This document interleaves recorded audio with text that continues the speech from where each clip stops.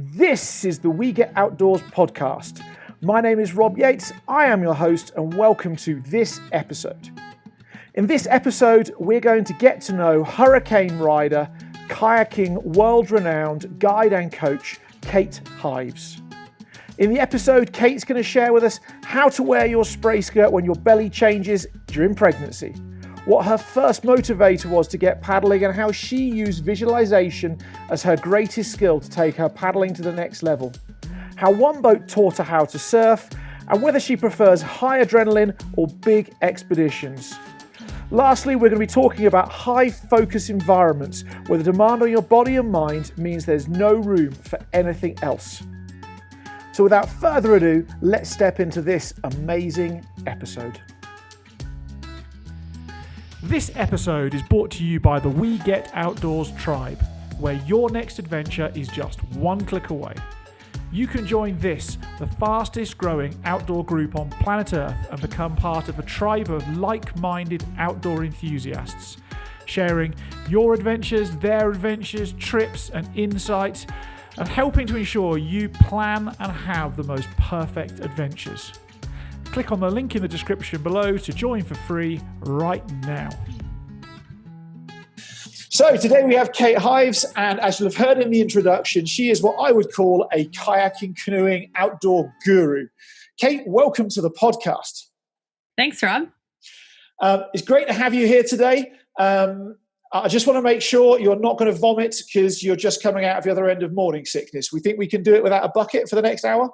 Yeah, I'll keep sipping on my water here, my watered down cranberry juice. Watered down cranberry juice. Apparently ginger works really well as well for some people, but everybody's got an opinion. So the first thing I've got to work out is, do we now have the same size spray skirts? Because as your belly gets bigger, you'll be able to fit in my spray skirts. It's quite possible. Someone asked me the other day, they said, would you, at 7 months pregnant, A, wear your spray skirt top above the bump, or B, below the bump? Ooh. And so I'm trying to imagine what I might do at 7 months pregnant. Above the bump seems more comfortable, but it's a long way down. I don't know. I'll let you know. Yeah, and I can't see you being one of those people who wears one of those like nylon canvasy type big flappy spray skirts, because they just irritate people. Yeah, they're loud. They are indeed. So thank you for joining us today, and congratulations on becoming a mum in 6 months time, something like that. Yeah, due in May. In May. And how long are you going to carry on paddling for? Do you have plans, or are you going to hang your paddle up until the child arrives, or what's going on? I'm not sure. It's been a bit hard to imagine paddling the last little while. I did invigilate a level 3 guides exam in the middle of my morning sickness, which was a tough ask.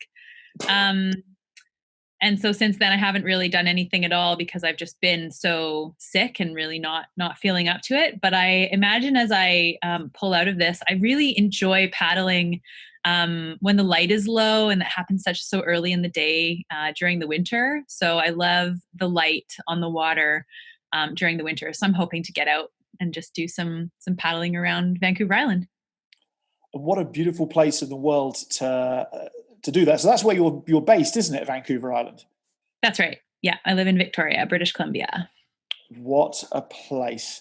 And what are your particular highlights, the things you love doing most in and around BC and Vancouver Island in a boat? Well, I mean, we've got some amazing surf locations around here. We've got Beach Break, we've got Standing Waves. You may have heard of Skookumchuck Narrows. So there's lots of surfing and sort of high adventure, high adrenaline stuff to do. I also really enjoy the landscape. It's, of all the places I've paddled in the world, which, I've paddled a few places in the world, and I always come back to Vancouver Island and feel like I'm at home. It's huge. The scale of everything is massive. The trees as you paddle by, the rocks are just monolithic. It's just so impressive and grand no matter where you go. So I really enjoy just touring along the shoreline. That's awesome. And plenty of bears and wolves and stuff like that? Yeah, lots of wildlife, that's for sure. Bears, whales, wolves, eagles, amazing stuff. Jeez. And where did all this begin for you? When did you start boating, where did your love of the outdoors start? Who was it who triggered it for you? Well, we went camping a lot when I was a kid, and I remember canoeing it was a wooden Huron style canoe, and I still have it downstairs. It's stripped of its canvas at the moment, so it's a project of mine to finish it or refinish it. But I went paddling a lot when I was a kid, and I went to a summer camp actually that got us outdoors and paddling canoes and kayaks a lot. And I remember not being allowed to paddle a kayak until I was 12. You had to be the ripe old age of 12 before you could do that individual sport. And I longed for it. And when I turned 12, I remember going back to summer camp and just being so excited to get in the kayak and just prove that I could do that wet exit and paddle around. And then, the next goal was to try to figure out how to roll it. And the love just sort of spurred on from there. It's amazing how like a deprivation, being told you're not allowed to do something, can actually be a massive motivator for you to go and do something, isn't it? Absolutely. Absolutely. I couldn't wait to get into that teal colored dancer. A dancer. That was one of my first plastic kayaks, was a perception dancer. Yeah. What a boat. It was amazing. What a boat. It's interesting when I coach kids and introduce kids into paddling, I often wear a spray skirt and often don't give them a spray skirt, and ultimately they end up asking why. And you tell them when they're good enough and they can do a smiley wet exit and do this, that, and the other, you'll give them a spray skirt. And it's amazing how it helps them get over that like fear of wet exit, because the motivation of being to like wear the kit the coach or the instructor is wearing sort of helps them get over that like fear of getting their head wet or going upside down in the boat. And it's the same deprivation thing as, when you can do this, you can have X. And it really motivates them. Super cool. Well, it's a great example of goal setting, really. It's external goal setting. They see what they would like to be or do, and that provides the external stimulus to push forward. So I remember when I learned to kayak in the Scouts, or the Cubs actually, when I was about 9 years old. And I remember in the swimming pool, and I remember the instructors for the session happening doing an Eskimo roll, and me asking if he could teach me how to do it, and he pretty much told me I'd never be good enough. Like that wasn't like, that probably wasn't his exact words, but it was like the that feeling you're left with when somebody says something to you, and you're like, oh yeah, and screw you. Totally. Oh, that's a good motivator. I mean, it's an interesting feeling to be left with, though, that deflated feeling. Yeah, that's it. I kind of felt defeated and deflated, and then felt like, well, screw you. If you can do it, I can do it. I'll show you.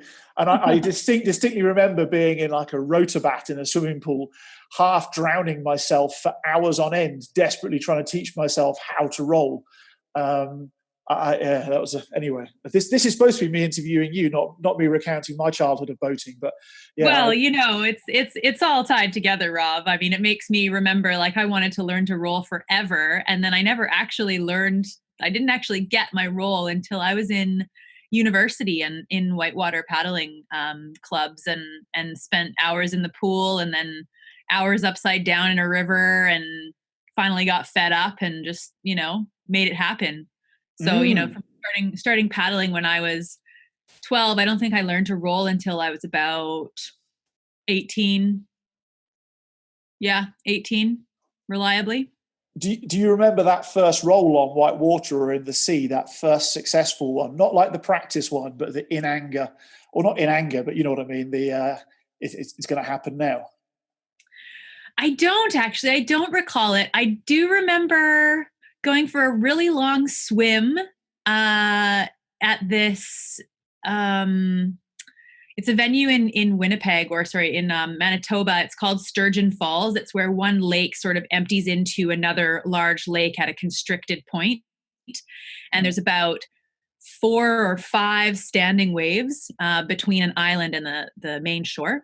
And so we used to go there and we just park ourselves on this island and just play in these standing waves all day. And it was such a supportive community. And, you'd go out and I'd try to do this thing. I could surf the wave and that was super fun. And then I'd head downstream and get flipped over. And, the tour was so long. It was safe because you would just wash out at the end and, someone would come and rescue you and, you flip the boat over. And I just remember being so fed up. I got to this point where I was like, that's it. I am fed up of swimming. I do not want to swim anymore. I keep trying this role. It works sometimes. And I remember sitting in the eddy behind the island and I started visualizing what my paddle was doing on the surface of the water in order to gain enough purchase to bring my body and my boat upright. And I remember a moment that it clicked. And there were sort of weeds there. So I was imagining my paddles like just sort of sweeping gently over top of the weeds, which meant that my paddle blade had to be perfectly on the surface of the water. It couldn't be diving. It had to be just skimming the surface. And then all of a sudden it worked and it clicked. It was just this, massive light switch. And from then on, I had a bomber roll. Yeah, because I've never heard of you being out of your boat. Well, we're all just between swims, right? Sure. Aren't we ever? Aren't we ever? I saw some crazy stuff on Facebook today of Dane Jackson paddling some monumentally large rapid in like on the Indus in northern India or Pakistan or somewhere like that.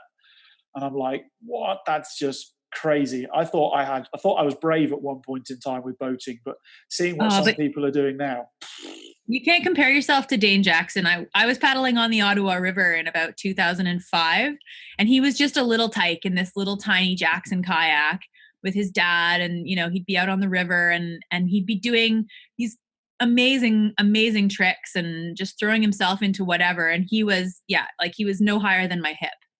So, yep. Dane grew up bred in whitewater. You can't compare yourself to someone like that. I mean, you can't compare yourself to anyone anyway, but my gosh, that guy has been brought up in that space. Yeah, it's a bit like Tiger Woods. There's pictures of Tiger Woods, the golfer, about 6 months old in his parents' garage with his dad with AstroTurf, like fake grass down, practicing putting. And Tiger Woods has got the smallest little golf club in his hand, aged that old. And so if you're associating with a sport and people who are good at a sport at that age, it's going to rocket ship how good you become, how proficient you become at it, but it also might make you quite one-sided as well. Like that's all you know and all you can do. Yeah. Yeah. There's always the potential for the one-trick pony syndrome. So you started off in whitewater, not sea kayaking. Well, I did sea kayaking, just sort of as trips and whatnot, through this summer camp that I went to. It's called Camp Thunderbird, based in Souk on Vancouver Island. And so we would go on out trips, sea kayaking, and I remember we were in the Gulf Islands, which is on the southeast coast of Vancouver Island. It's fairly protected waters. Can get a little bit windy. There's a few currents, but it's not a huge ask. And we were on this out trip. I think I must have been, 14. And I remember a boat coming behind us, and there was a bit of wind as well. So there was a bit of wind wave, and this boat came behind us, creating a wake. And you couldn't keep me with the group because I figured out that if I paddled fast enough and hard enough, that the boat would then pick up its speed and glide in front of the wake of the boat. And so I was teaching myself surfing at the age of 14. And I was like, this is the best thing ever. Like, oh my God, what are you guys doing back there? Like, you're going so slow. You just have to paddle hard for like 3 strokes and then you're moving faster anyway. And it was just this, free energy, I guess. And it was a brilliant feeling. And is that what you love most about paddling, is like that partnership between you and the water? Or what is it that really floats your boat, I suppose? Yeah, it's a good question. I guess there's a couple things I really like about paddling. I mean, I think surfing really highlights that feeling. It's that, it's effort that you use to gain partnership, as you say, with the water, with the wave. And then I've always loved the saying, you can't push the river, and you just have to work with the direction of the boat and the energy of the wave. And it's a dance almost that's happening with energies between your boat, your body, and the dynamics of the wave itself. And just the the dynamics of all of that. It's such a dynamic environment, and you're in this kind of space of focus where everything melts away, and it's the clearest moment when you are really almost married with the energy of the wave. So I love that, and I love that about being on the water, and in big seas, sort of tossing around and feeling like a cork in the water, and moving side to side and up and down, and still gaining ground, hopefully. Um, Ideally. it's such an amazing feeling.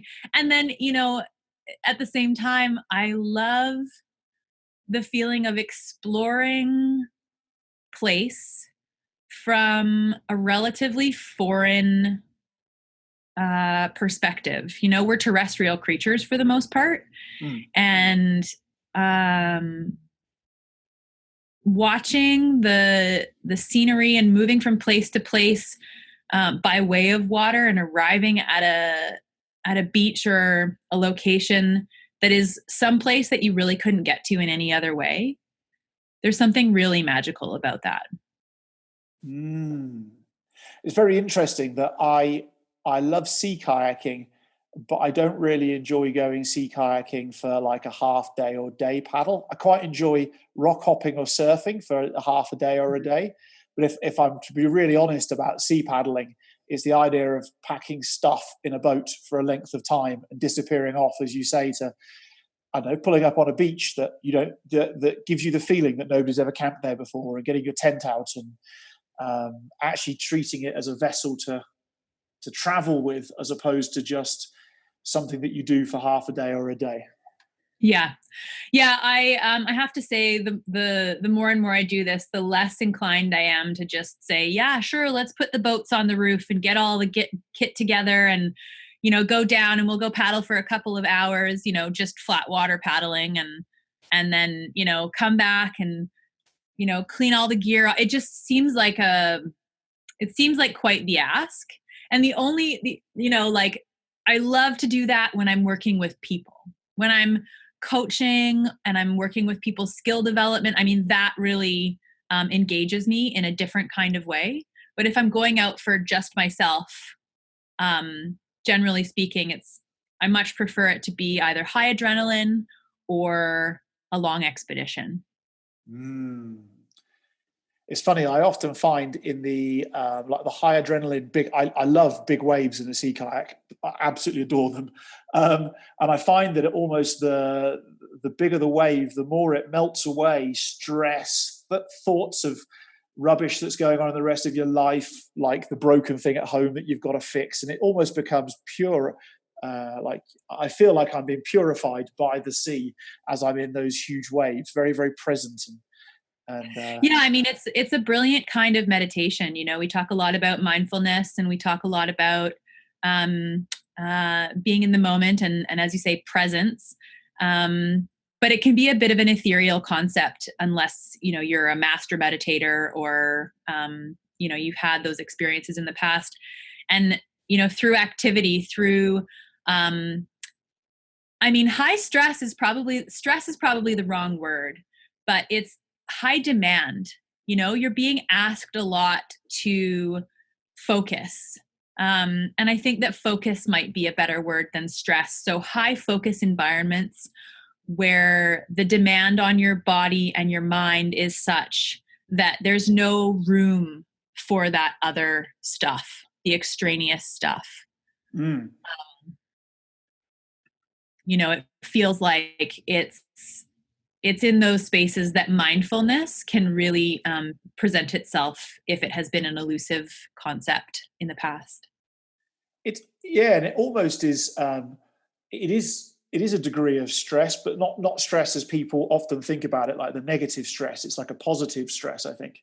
But it's almost like the threat of that environment, of the threat of you messing up in that environment probably won't kill you, but ultimately it will produce a very long, very uncomfortable experience afterwards. And so it requires all of you to be focused on one single thing for that period of time. A part of which is, I suppose, is treading that line between styling something and surviving something. And it is. People say you need to be present in the moment, and that gives you the real opportunity to be present in that moment. Yeah, absolutely. I mean, I don't think I've found anything else. I guess I took up slacklining a long time ago, and I love slacklining because it's one of those quick things I can pull out, and it requires a lot of focus. And I like the word focus, I think, in this case, better than stress. It's a high focus environment. And it is. There's not a lot of ways that you can achieve the same kind of high focus environment as you can when you put yourself into a moderately risky situation. How do we help people out there? Because I'm well aware that when I'm in large surf in a sea kayak, like the Lumpy Waters Coaches Day would be a great example of some times I've spent in large surf in a sea kayak on the Pacific coast. In fact, epically large. Like we did 18 feet to 18 seconds one year, which was, that was quite big. There's a point in time though where your level of energy and ability level decreases because of the environment, and that actually then things can start to go wrong for you because you don't have that. There's only so long you can maintain that focus before actually your brain is like, I'm exhausted now. Absolutely. How can we help people who are paddlers or mountaineers or climbers out there to recognize that in themselves before the environment gives them the ultimate feedback, which is probably getting your bottom handed to you in a kayak, or having a very uncomfortable moment falling on a rock face? How can we get people to consider when they're at that tipping point of now's the time to take a break or now's the time to stop? Well, it's an interesting question, and it's one that I think is hard to answer, mostly because there's a number of different things that affect our performance, and one of them is our physical well-being. So, how fit we are, how we're feeling that day. Did we have a big day the day before? Did we just paddle 40 nautical miles the day before and now we're pretty tired? Or, did we just finish hiking 1,000 meters up a mountain the day before and now we have another big mountain to climb? So there's that physical piece. There's the technical piece, which is, do I have the skills? Have I been out in waves or conditions like this in the past? Do I have the actual sort of technical knowledge that I should for this environment? There's the tactical piece, which is, for example, if you're trying to get out through a set of waves, there's oftentimes the option to either head straight out through the largest break, through the biggest waves. And oftentimes if you sit and wait for a while and look, you'll notice that there's an area where the water's recirculating and heading back out to sea, which creates a rip. And oftentimes an area of flatter water. So knowing that and being able to place yourself and position yourself to exit through the surf in that area, an area of relatively calmer water, that would be a tactical move. So you've got your technical, your tactical, your physical, and the fourth piece that is probably the most elusive and challenging is the psychological piece. And that psychological piece is the most challenging because it changes from day to day and moment to moment. So one day you might be able to head out into waves that are 18 feet at 18 seconds and you're feeling really good. Maybe you're surrounded by people who are also at that level and feeling really good. And there's a lot of excitement in the air and you're feeling particularly strong and confident. And the next day you go out and, you get out through the break and you freeze and you're like, but I should be able to do this. I should be able to perform the same way that I did yesterday. And it's this expectation that yesterday is the same as today. And it's not always the case. In fact, it rarely is the case. Because, something else has shifted. Maybe your physical self isn't quite as strong as it was because you took a beat down the day before. Maybe your psychological self took a beat down with it. Maybe those same people aren't there with you. Maybe it just looks bigger today. It's the psychological piece it's a sticky one. And I think it also requires a huge amount of self-awareness in order to really harness that psychological piece. Because of course, being inside our bodies and inside our own psyche, we can of course affect that psychological piece. There are ways in which we can rise to the occasion through there's many studies that have been done about like simple self-talk, like, I can do this, I got this, like, yes, I'm amazing, let's do this, I am strong enough. There's studies that have shown that runners actually speed up their times when they're given that positive self-talk and actually decrease times when given the opposite. So, we do have some kind of control over it. As far as advice goes, whenever I'm coaching and teaching in sort of those more high stress environments, people oftentimes they want to go out and they're like, we're going to go surf the biggest waves possible. And I say, okay, great. That's a great goal. And I will totally support you in that.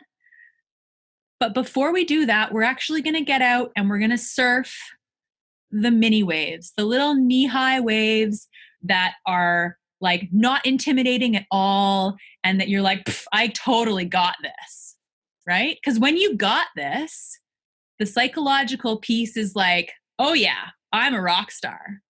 And then you perform the way you can, the things that you've practiced in your physical training, in your technical training, and you employ those tactical advantages that you know. So by starting small almost every day and slowly building up into the bigger stuff, then you're less likely to fall into a trap of jumping into something that is too much too soon. It doesn't mean that you've regressed. It doesn't mean that you can't go into 18 feet at 18 seconds. It just means that, starting small and being like, yeah, I got this. And then going a little bit bigger, you're like, yeah, I got this. And then you go a little bit bigger and then you're like, yeah, I got this. And then this huge wave comes and you're like, yeah, I got this. And all of a sudden you're surfing something bigger than you ever thought you would. But it's almost a sneaky trick. Little trick on your psyche. And athletes warm up for a reason, right? Yeah. I do a lot of work at the moment with very high-end athletes. Some of them have just been to the World Cup, Rugby World Cup. We've been very much focusing on the purpose of the warm-up is actually to get your brain functioning, not your body functioning. The body is a remarkably simple thing to get warm and get to function at a good level, but to get your brain, so things like performance routines or pre-performance routines, mental rehearsals, visualizations, But also, you mentioned self-awareness a minute ago, and the ability to ask yourself truly hard questions. The questions that most people will shy away from, like, am I doing this because everybody else is, or am I doing this because I truly want to and I'm truly competent to? And understanding that, as you say, that could be one answer today, and at lunchtime it could be a different answer, or tomorrow it'll definitely be a different answer, and that's all right. Getting people to do that confidently is I could actually argue that's probably one of the primary goals of a coach. Is the technical stuff is remarkably easy to learn, but the psychological stuff is almost like the volume control on your technical tactical ability.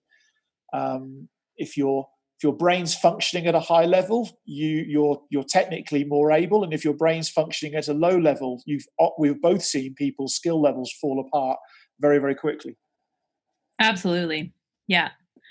No, it's hard, especially these days when we have so much to compare ourselves to, and we're in a constant game of personal comparison. I mean, it's so easy to do. You flip through Instagram, you flip through Facebook. There's all kinds of people doing amazing stuff, and it's entirely curated, and it's hard to imagine that they've failed or that there's hardship along the way, because all you see is the picture of success on top of the mountain, or the shot of someone riding the barrel of a super sweet wave. You don't see everything that it took to get them there. And personal comparison is huge. I catch myself doing it all the time. I catch myself sitting at home, and especially right now when it's been a bit of a forced break, feeling sick and not myself. It's been a real struggle, because I look at what other people are doing and I say, I should be out doing this, I should be out doing that. And you know what? I've realized that it's a horrible thing to shit on yourself. I agree. I think it comes down to a lot of, in the outdoors, certainly in the paddling world, in the outdoors at this point in time, I find that there's a huge amount of celebration around people surviving something, and very little celebration of somebody styling something. That styling that requires a degree of mastery, and that you understand that you're never at the top of your game. There's always, that mastery, you can always get better. And I find that it makes a profound difference when I'm coaching for clients, when I refuse to celebrate survival and we just always celebrate mastery and style, that it makes a massive difference for my clients as to how quickly they can up their game, because suddenly they're focusing on, I won't say the right area, but maybe a better area to be a better paddler, because anybody can survive something. Yeah. I mean, throwing yourself into the biggest wave doesn't make you a good surfer.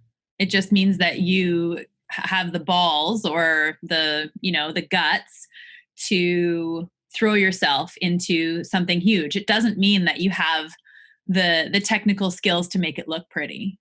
I remember the other year at Lumpy Waters, which for those who don't know what Lumpy Waters is, it's a sea kayaking symposium on the Oregon coast every October, I think. Is that right, Kate? October?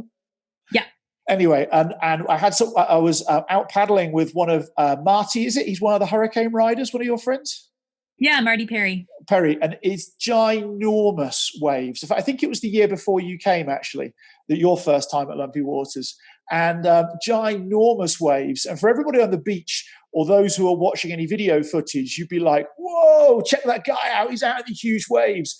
And if you were sat within a few meters of him, you'd hear him apologizing to his mummy and seeking forgiveness because he was terrified. And if that makes any sense. So the public perception is, whoa, look what he's doing. And he is, but it would be wrong to say that he was doing it with a degree of comfort or a degree of, he just wanted to get back to the beach in one piece and get off and then call his mum and tell his mum he was safe. It was that sort of feeling. Yeah, that's definitely survival surfing. Although I will say Marty Perry's makes it look pretty good. He does. Like, he styled it whilst, I don't know, praying to Allah or whatever it was he was doing and apologizing to his mother. He was styling whether or not he wanted to be there was another question. Yeah, it's that we spoke about it afterwards, and we were both of the opinion that everything looked quite manageable from the beach, and it wasn't until you got out the back and suddenly you realised that it was a lot bigger when you were sat in your boat than it was when you stood on the beach.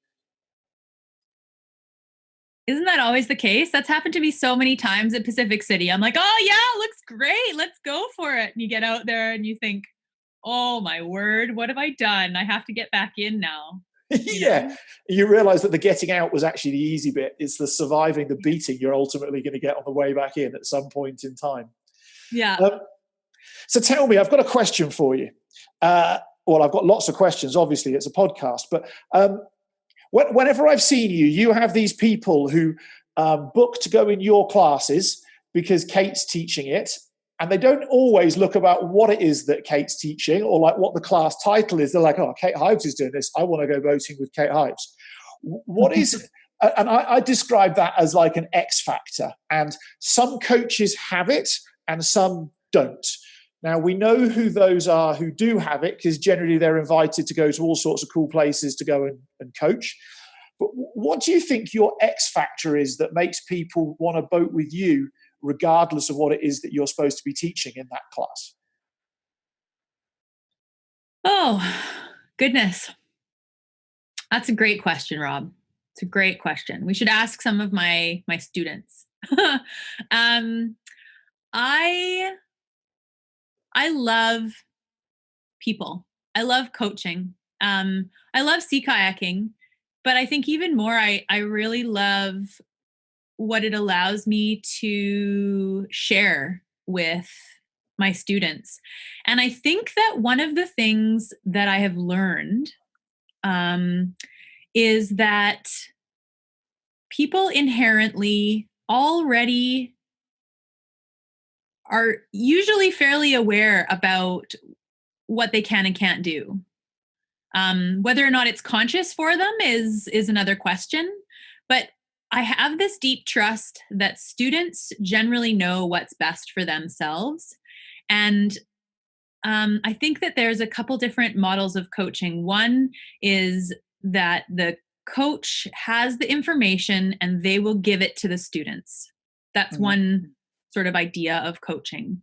And I don't know how much that falls in alignment with my style of coaching.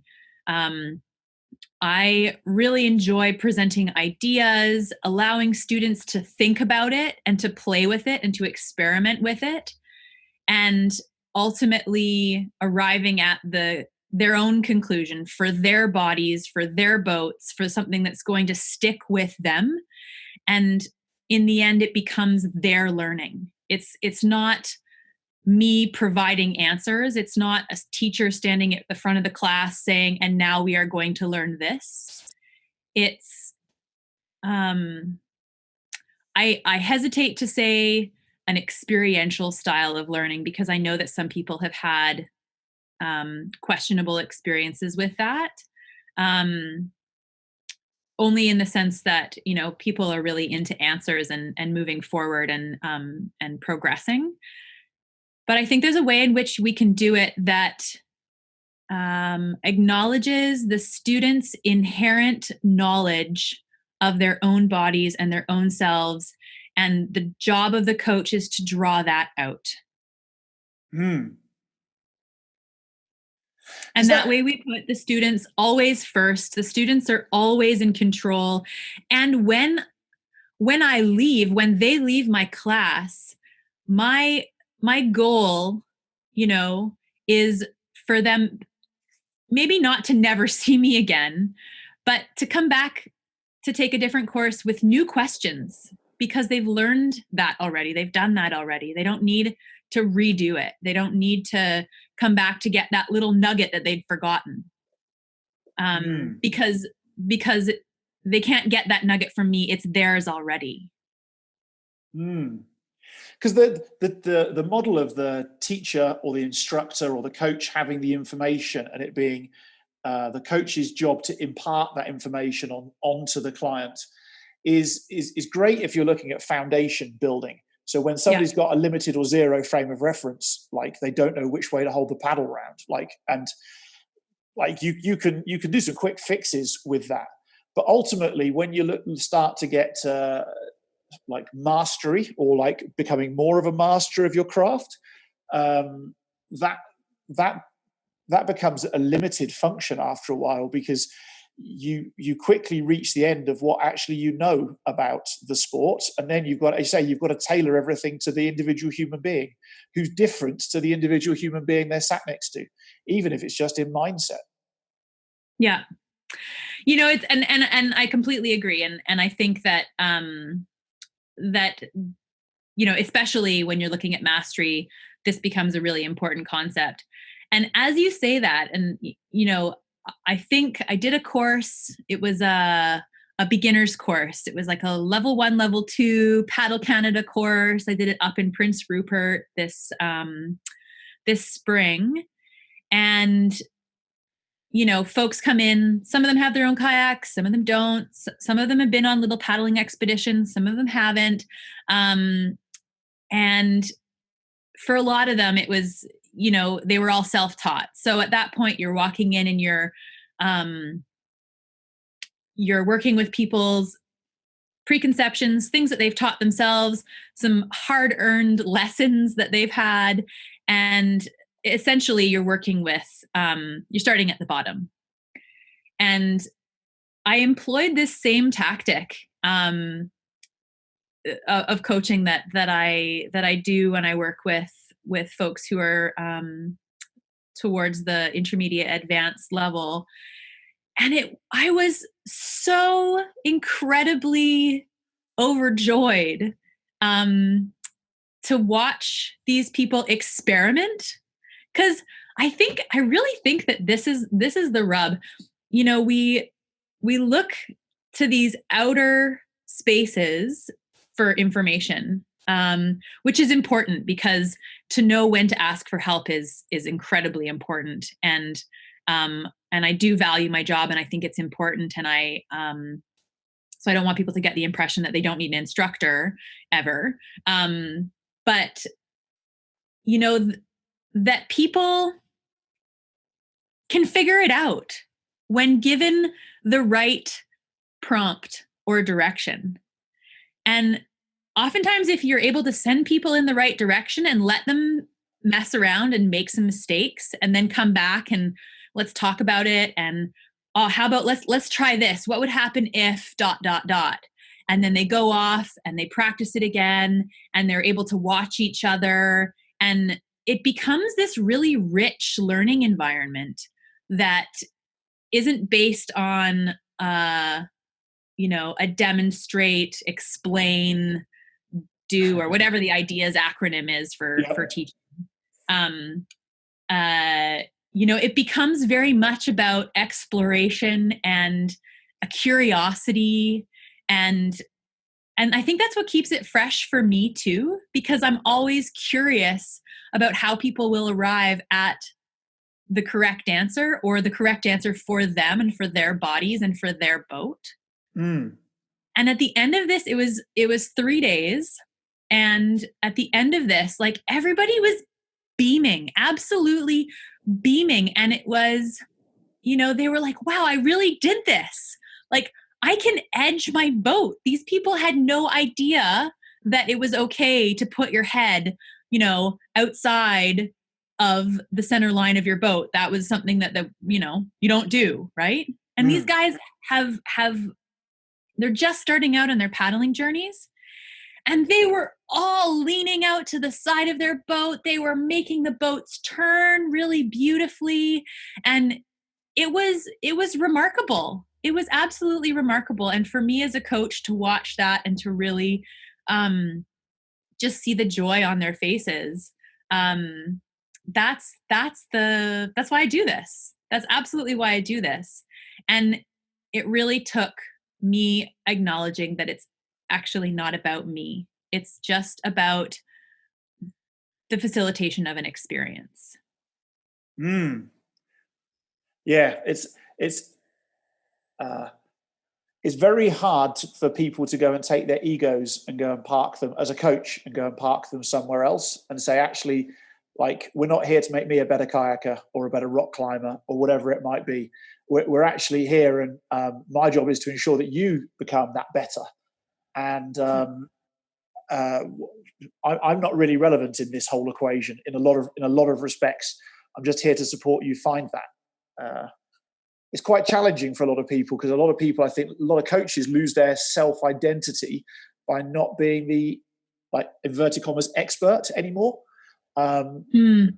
Without realizing that the moment you become an expert is you start to develop definite rights and definite wrongs. And I love your example of people like, nobody knows that you're not supposed to put your head outside of the boat until a coach tells them you're not supposed to. And then they become afraid of it. And then it becomes a limiting factor when they're learning to surf or steer or do anything else in their boat, to go to that next, maybe another level, or learn to roll or whatever it might be. And isn't it interesting if you just allow people to be like children? Like, for me, that's part of the delight. If I can get grown adults to go and find some of that delight inside of themselves that they had when they were a child, when they were learning maybe to ride a bike for the first time, or like all that, like, childlike curiosity learning, suddenly people's learning journey accelerates and the smiles on their faces get bigger at the same time. Yeah. Yeah. And I think for the coach too, there's that fear of, well, if you let the student believe that they themselves have the power to take on their own learning, then what am I here for? And what's my role then? And I think that can be really scary, a really scary prospect for someone who makes their living instructing. But I had a coach, a really wise coach, once said, he said, my job is to work myself out of a job. And I really like that, because there's always going to be more people. There's always going to be someone else who's willing to learn, and people will come back because they're ready to learn something new. And they're going to be more competent learners. That's the thing. A lot of people, they don't know how to, no one's actually taught people how to learn and how to structure their own practice. So that's what I see my job as a coach is oftentimes. I agree. It's interesting. So I've been coaching paddling for almost 30 years now, which makes me a really old git. And I've found that if I focus on being as the best human being that I can be when I'm coaching and putting my clients first, I've never had people move on, because that's the fear, isn't it? That people will move on. I'll lose them as a client and I don't earn any money anymore because the clients have moved on. And I find I have people now who want to come boating with me and use me as a coach. And I'm like, cool, what should we do today then? And they're like, I'm not too sure, Rob, but I'm sure we'll find something. Let's go for a paddle and see what it is. Yeah, yeah. And so if anything, the number of clients putting a demand on my time has increased as opposed to decreased. I suppose it's like abundance or fear or something like, or scarcity mindsets. But the people have is increased. Yeah, it's remarkable. I mean, it's that whole thing about, even thinking that, the more paddling coaches there are around, that means there'll be less work for me. But in fact, it's been proven that it's the opposite. When you grow people's interest, when you grow a sport, when you grow a community, the whole thing grows. The pie gets bigger. Yeah. And here's the thing, like, I've trained, I don't know how many thousands of coaches, but thousands of coaches and guides and leaders over the time I've been boating for. And if you train all these hundreds or thousands of guides and coaches and whatever else, you're always the person who is that coach's coach, if that makes any sense. And so when one of their customers, or like you bump into somebody who you trained to be a whitewater kayak coach, for instance, in the car park when everybody's getting on, and they introduce you to their clients as their coach, the person who taught them, suddenly, like, as the coach trainer, your credibility goes up, and you get more clients who want to come boating with you because everybody wants to have the coach's coach as their coach at some point in time. And I think we should be training as many coaches as possible for as cheap as possible. This is my little philosophy, by the way, for as cheap as possible, because I think that when people learn to coach well, they actually become a better paddler for themselves and probably a better human being. And then the sport grows and there's more for all of us. And the outdoors generally gets looked after better as well. Mm-hmm. Yeah. Make the pie bigger. Everyone gets a bigger slice. So we haven't quite nailed the X factor, but it's worth thinking about, because I reckon on coach training courses or coach education courses, if we could work out what that X factor is and bottle it and give it to future coaches, like maybe that might be the secret to producing even better paddle sports or outdoor coaches in the future. I don't know. Yeah. Well, when you figure it out, let me know. I've got a kid. Shall I tell you where my starting point is? Yeah. Be a great, caring human being. Oh, I think that pretty much sets you up for most things in life. Yeah.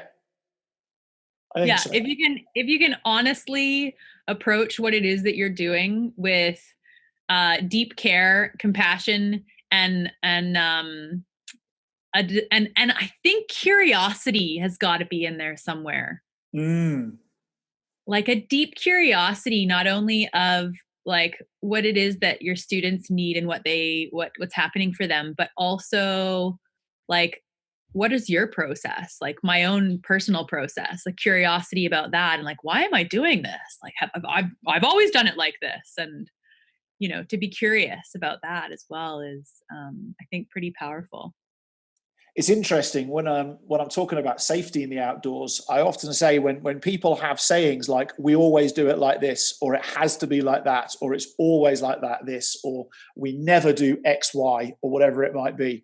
They like have those absolutes that actually safety starts decreasing, because for instance, I'm a law-abiding human being who doesn't like to break the law.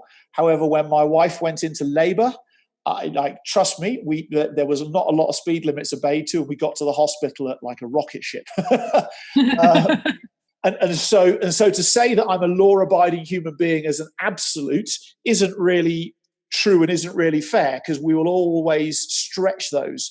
Whereas if we work in the place of usually and maybe and in most occasions, actually we then present opportunities for learning and growth all of the time for everybody, including ourselves. Well said, Rob. Well said. Well, that's just a little philosophy I've got at this point in time.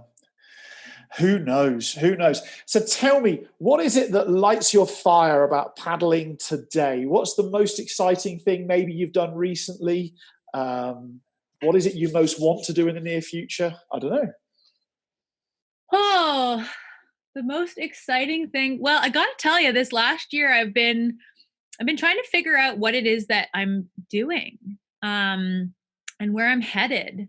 And sometimes I think I'm like, oh, maybe I just need to stop paddling for a while. And so this summer I didn't do as much work as I have usually done in the past.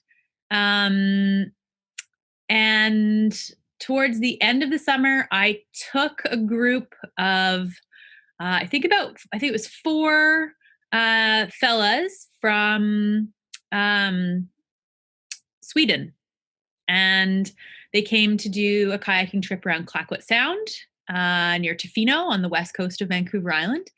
And they didn't really know exactly what they wanted to do. They didn't have any really defined goals, which is hard as a coach and instructor. But what I ended up doing was I ended up taking them and showing them the jewels of Clayoquot Sound, my favorite places. I felt like Oprah on her show. She does this show where she calls it My Favorite Things or something like that. And she gives everybody like my favorite things. And everyone's like, oh, I got this great thing. But I felt like I was doing that with Clayoquot Sound. I was taking these travelers from a completely different country to all of my favorite spots in Clayoquot Sound because I know that place so well. And it was just a magical trip. It was absolutely magical for them and for me. And that, I think, was probably one of the highlights of my summer, because we got to go surfing, we got to paddle big water, we went around islands, big islands, we saw little wolf pups, we saw whales, we had big long beach walks, and we ate great food. So it was a really amazing trip, and it's definitely one of the things that I love about guiding around Vancouver Island. I would just love sharing the space with people who want to experience Canada. That being said, I don't think that the solution to my restlessness is stopping paddling. I don't think that's the solution. So I'm actually really excited to, with keeping in mind that I'm going to have a baby in May, which sort of is when paddling season is almost in full swing. I am looking forward to introducing my little human to the water and to paddling, and sort of figuring out the adventure of what that all looks like with a child, and how I can both continue to do similar things that I've been doing, and also look at sort of experiencing a different way of paddling. I met a couple from Northern England a number of years ago. They were up on the north end of Vancouver Island, and they were just pulling in. They were in a 3-person feathercraft kayak. And I was chatting with the fella, the father, and he says, "Oh yeah, we just finished a trip last year. We went from here, the north end of Vancouver Island, and we paddled to Glacier Bay, Alaska with our daughter." And I thought, wow, what an amazing trip. That sounds amazing. Like, what would it take to take your 15-year-old daughter on this paddling trip with you? And he says, "Yeah, we're just back this year to hang out and have a good time." And he says, "My daughter's here as well. Her name's Kate too." And I said, "Oh, where is she?" He said, "Oh, she's in the store. She'll be out in a minute." And we're up in this small little fishing village on the north end of Vancouver Island. And out of the general store comes this girl, Kate. And she's about 2.5, 3 feet tall. She's pulling a little teddy bear behind her. And she's the, wise old age of 5.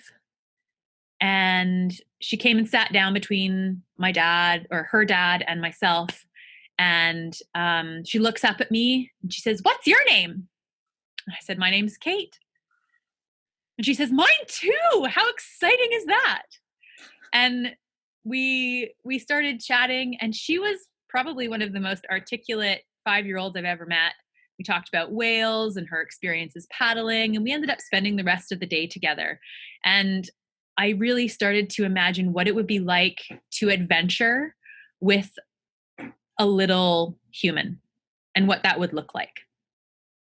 And so I'm really excited to do that with the little human that I'm bringing into the world, and then potentially offer that for other parents, and figure out ways that they can continue an adventurous lifestyle, or start an adventurous lifestyle with kids, and not having them be a hindrance, but have them be actually like a benefit to the adventure process. Kids are incredible in the outdoors. I'm speaking as somebody who has a child, or has a little daughter.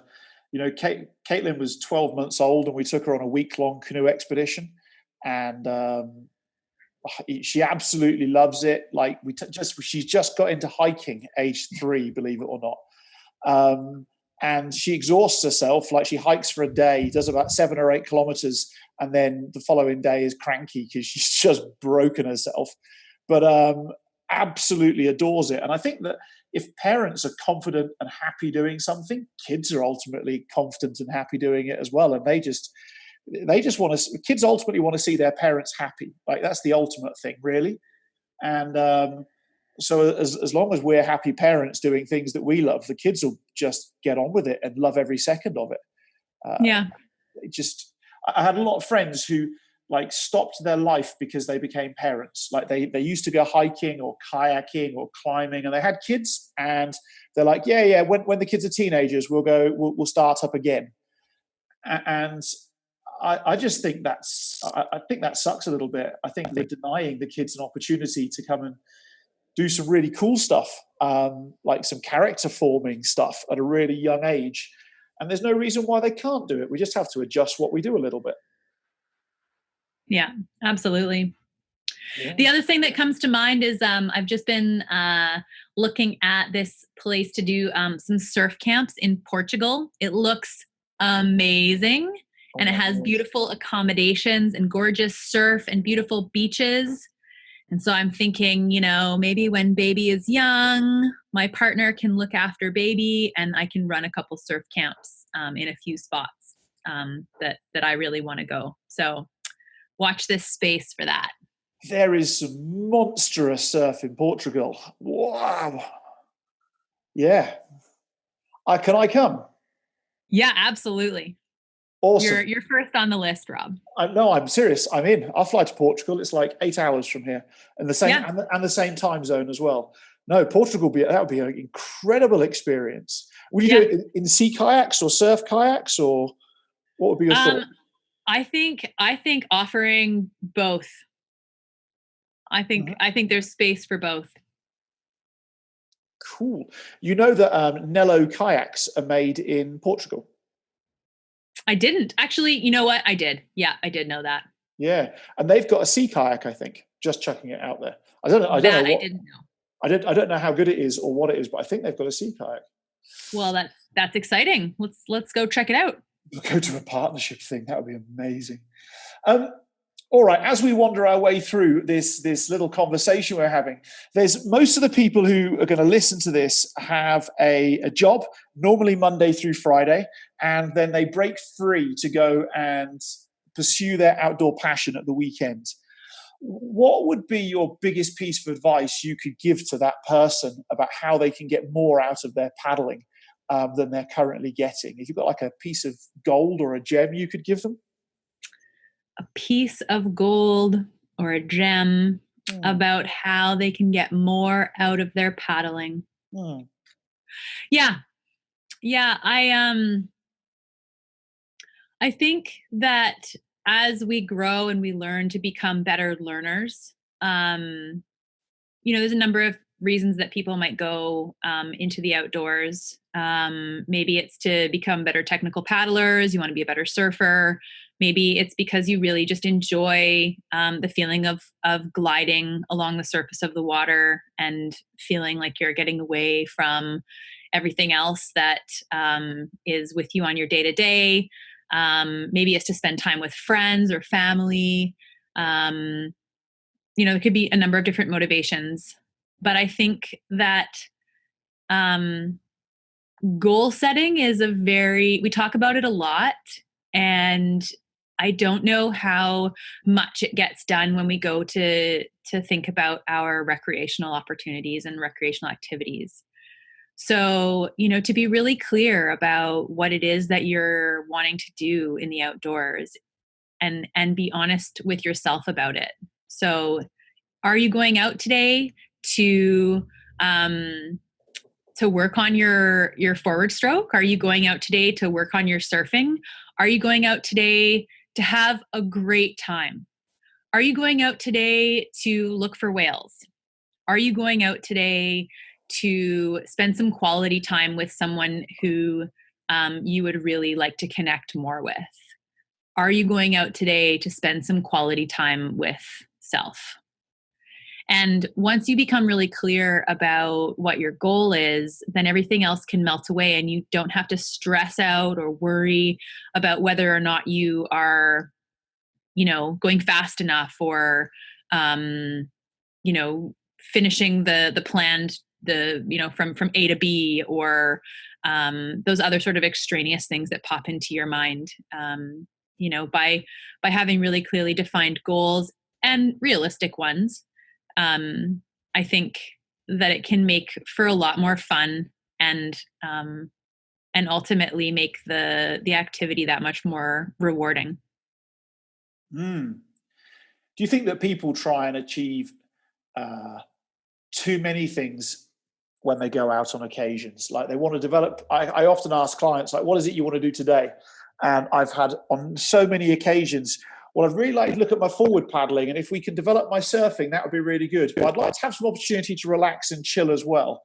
Um, and I'm Yeah. like, jeepers, that's a big ask. Yeah. Yeah, no, I think that the realistic part of the goal setting is super key. To be super realistic about what it is that is accomplishable in a day. And I know that this can be really hard, because I catch myself in this a lot, where I get excited about something and I do have limited time to do it. Especially for you folks who are working hard during the week and then rewarding yourself on the weekend with this activity. I think that I know that I find it much more rewarding when I can be very specific and realistic about the goals that I'm setting. Um, and oftentimes I try to limit it to one goal. I think that's a really good challenge, to limit your goal to a singular goal, maybe two. And that way, you're really working hard on that one thing. And maybe that one thing is just sheer joy. Mm. It doesn't have to be a big, I mean, maybe joy is a big goal for some people. I mean, I absolutely understand that, because it's sometimes hard to find joy when a lot of things are going wrong. But if that's your goal, and that you're going to find joy in everything that you're doing, then all of a sudden the traffic on the way to the put in doesn't seem so bad. And all of a sudden, the ripples on the water take on a new life. And the wildlife that you see along the way is that much more intriguing, because you're not adding in all these other goals of like, oh, I got to get fit too, and I got to, make sure that I'm doing my stroke correctly, and I got to make sure I have this really important business conversation with the person that I'm going paddling with. It's a very simple goal, and it might not always be that. You might go out one day with the simple goal of just working on your forward stroke, and then you come home and you're like, wow, I just worked all day on my forward stroke. Way to go, me.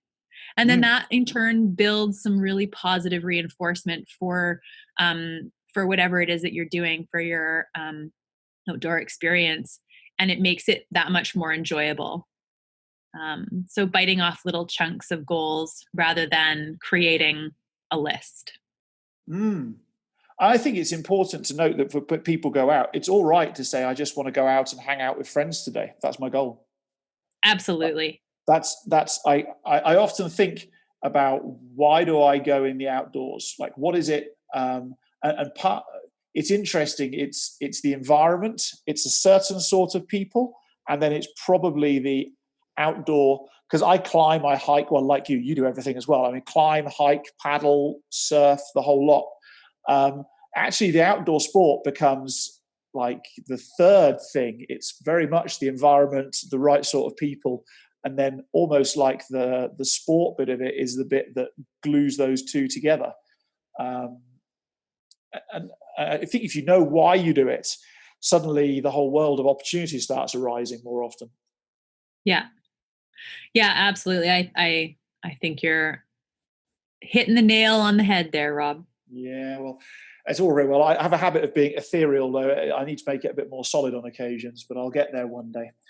Well, I don't know. I don't think there's anything wrong with the ethereal. I think that oftentimes it makes room for the unexpected and the magic, and also interpretation, because we're all, unique and beautiful snowflakes. So we're all going to hear something a little bit different. Unique and beautiful snowflakes. I love it. I'm going to steal that. That's amazing. What do you think is the future of sea kayaking? What's the next big thing if you was looking into a crystal ball? Oh, the next big thing in sea kayaking. Gosh, I've been asked this a number of different times. I've been asked this for some magazine interviews, and I always get so stuck on it because, oh gosh, I mean, some people I've asked other people, I'm like, what do you think the next big thing is? And my husband, he's like, well, I asked him what it was in the outdoors, and he says it's base jumping for sure. And I'm like, I don't think that's like, the next mainstream thing that's going to happen. I mean, maybe it is, maybe he's right. But we all come at it from completely different perspectives. So, man, I just have a really hard time pinning it down. I think, the trend that I'm seeing is that people want to go on either shorter, more manageable, sort of bite-offable adventures, or they want to go on sort of a longer, more epic adventure. And the in-between area is kind of getting lost. Like I used to run a lot of 8-day guided sea kayaking programs, and people are more likely now to take like a 3 to 4 day expedition program, or come on like a 13 to 20 day expedition. So they either want to take like their vacation time and spend 4 days rock climbing and 4 days sea kayaking, as opposed to like the 1 8-day thing, or go spend 3 weeks doing something. Yeah. And I mean, I hate to, it's part of the Instagram culture where people just want to go out and get the photo of themselves in a particular location. I would like to think that's not going to be the continued trend. But also being realistic, I think that, people's experience of the outdoors is becoming a little bit more, I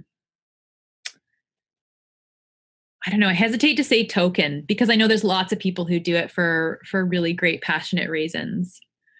What I would like to see, maybe I can answer that better than I can answer what I think the next big thing is. What I would love to see is a resurgence of people in the outdoors,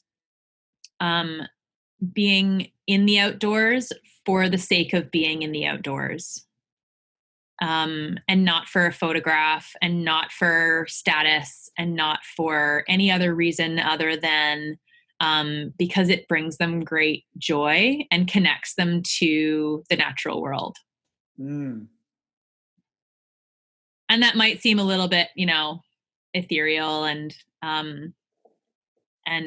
on the hippier side of things, but I think that there's a lot that we learn from the outdoors. And the metaphor that I draw,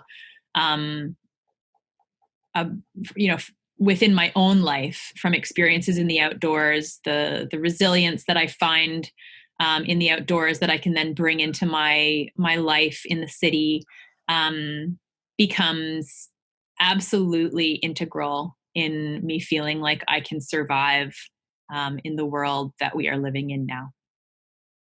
Cool. All right, listen, I want to give you 60 seconds. And I want you to give you 60 seconds to have your rant about anything you like to do with the outdoors. Maybe it can be a piece of advice, an opinion, maybe a challenge to the world. I don't know, anything you like. What is it there that you'd like to get off your chest and tell other people? There are so many things that are pulling at our attention. In order to be a complete and whole human being, we need to have a house, a car, a good job that pays well, a family. We have to also have a well-curated Instagram account, and make sure that we have friends, because if we don't have friends, then who are we? We need to make sure that we're getting enough exercise, that our teeth are white enough, that we,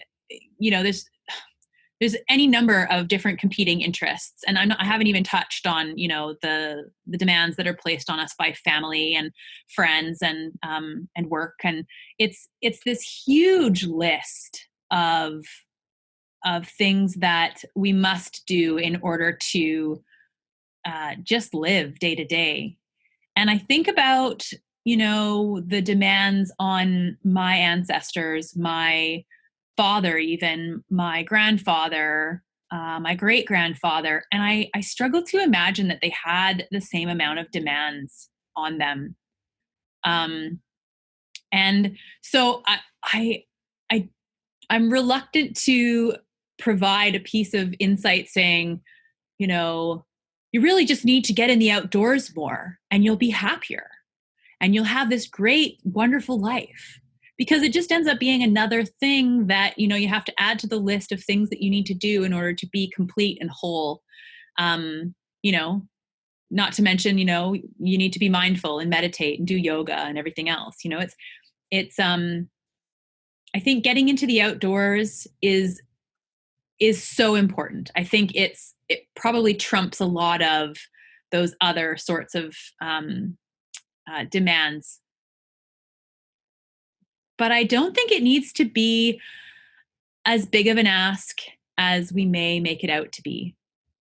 For me, in these last 3 months, while I've been in the beginning stages of creating another human in my body and feeling frustrated that I can't get out as much as I would like or have in the past, one thing that I'm finding quite a bit of solace in is getting out into the natural world in very small ways, knowing that it will not be like this forever, knowing that simply by sitting outside, usually in the same spot in my backyard, and just sitting, and maybe for, I don't know, maybe 10 minutes or 15 minutes, maybe I take a nice hot drink with me, a nice cup of tea, and just sitting for those small minutes, or maybe going for a short walk, and allowing that to be enough and okay in a time when things feel impossible to do bigger activities and get out as much as I would like to. That has been incredibly important in maintaining my sanity and my sense of self. And so I think that it's easy to place expectations upon ourselves where we need to get out and do these grand activities. And I think it's okay for those activities to be small and short, and being in nature can be as small of an activity as sitting in the garden, wherever you have opportunity to see something green or flowering or alive. And that, for now, will be enough. So almost like if the opportunity you have is to see the outdoors through the eyes of a child, then that's perfectly fine. I'm just thinking, Absolutely. like Caitlin, my daughter, still to this day really doesn't need to go to the mountains or to the lake or to the river, because actually the garden is exciting enough on occasions. At that eye level where they see the flower that the adult misses and find delight in it. Yeah, that's super cool, Kate. Thank you. You're welcome. Cool. Now, listen, I've taken enough of your time today. How, if people want to engage with Kate Hives more, how can they find you? Well, I'm on Facebook and Instagram. I am the only Kate Hives, last name Hives, like in bees. And I do have a website / blog, and that is www.katehives.com. And if you're heading there now, you'll have to excuse the delay in my writing. I've been taking a bit of a hiatus, having gotten married and now having a baby, but I hope to return to it shortly. So yeah, those are the ways you can get a hold of me. Cool. And then if they want to come boating in BC, you're the person to speak to. Absolutely. Yeah. Give me a call and we can work something out and find an adventure that's right for you. Awesome. Kate, thank you very much for your time. It's been an absolute honor and a privilege to spend this time with you and hear the wisdom that comes out when maybe the questions are hard enough. I hope it's been enjoyable for you. Yeah. Thank you very much, Rob. I really enjoyed it. Cool. Let's do it again sometime. Have a good one. Thank you. This episode is brought to you by the We Get Outdoors tribe, where your next adventure is just one click away. You can join this, the fastest growing outdoor group on planet Earth, and become part of a tribe of like-minded outdoor enthusiasts, sharing your adventures, their adventures, trips and insights, and helping to ensure you plan and have the most perfect adventures. Click on the link in the description below to join for free right now.